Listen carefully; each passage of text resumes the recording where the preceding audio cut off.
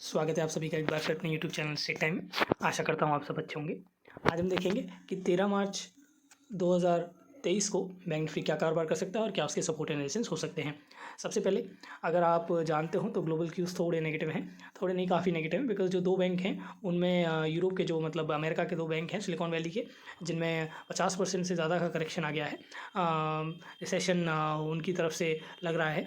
तो इसी जानकारी के तहत ये जो गैप डाउन हुआ था और फिर उसके बाद कंसोलिडेट किया मार्केट ने, वो हमारे मार्केट में भी देखने को मिला उसका असर।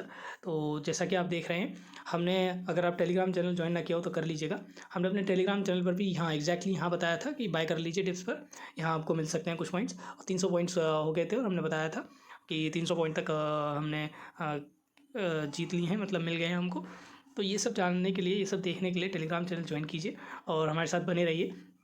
हम पूरी कोशिश करते हैं कि आपको एक अच्छी सलाह दे पाएँ और अच्छे से मोटिवेट कर पाएँ मार्केट में बने रहने के लिए।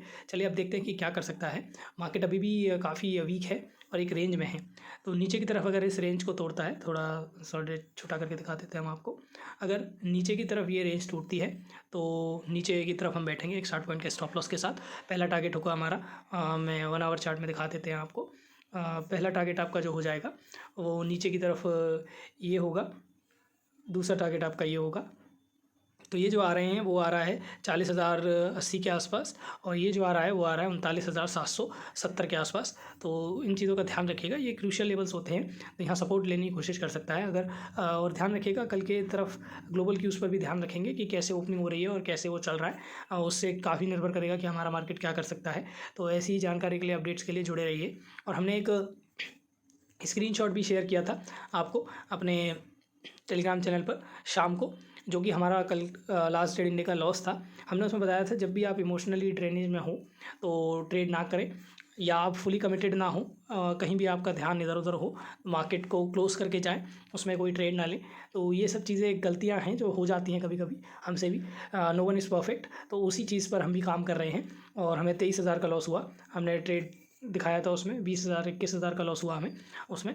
तो ये सब चीज़ें होती रहती हैं, तो ध्यान रखिएगा। ये लॉसेस जो हैं वो प्रॉफिट से ही हैं, ये ना समझिएगा कि ये लॉसेज ही हैं। हम प्रॉफिट दिखाने में ज़्यादा रुचि नहीं रखते हैं, हम लॉसेज दिखाने में ज़्यादा रुचि देखते हैं, जिससे कि लोग थोड़े सतर्क रहें और थोड़ा अपना कैपिटल मैनेजमेंट पर ध्यान दें। क्योंकि बड़े बड़े प्रॉफिट देखकर या प्रॉफिट देखकर लोग सोचते हैं कि ये तो कुछ भी नहीं है, ये हम भी कर लेंगे, तो वो बड़ी कैपिटल लगाकर और छोटे प्रॉफिट्स की तरफ जाते हैं, उसमें उनका काफ़ी बड़ा लॉस हो सकता है। इसलिए हम प्रॉफिट दिखाने में ज़्यादा रुचि नहीं रखते हैं। हम लॉसेज आपको दिखाते हैं, जो हमने सीखा है मार्केट से वही आपको सिखाने की कोशिश करते हैं। तो ध्यान रखिएगा इन सब बातों का। और कल के लिए यही है कि जब इसके ऊपर निकले या इसके ऊपर निकले तब हम ट्रेड लेंगे ऊपर की तरफ 60 पॉइंट के स्टॉप लॉस के साथ, और इसके नीचे निकलता है तो एक 60 पॉइंट के स्टॉप लॉस के साथ नीचे की तरफ बैठेंगे। और कल भी वीक है तो हो सकता है कि यहीं लोअर लेवल पर कहीं खुले, तो उस बात का भी ध्यान रखिएगा। अगर यहाँ खुलता है तो पहले ही कैंडल जैसे ही नेगेटिव होता है उसको क्रॉस करता है, हम एक पोजीशन में बैठ सकते हैं। आराम से 15-20% निकाल के निकल जाइए, क्योंकि वॉलेटिलिटी हो सकती है, रिस्की हो सकता है मार्केट। ध्यान रखिएगा इस बात का। बहुत बहुत शुक्रिया आपका, जुड़े रहिए ऐसे ही। धन्यवाद।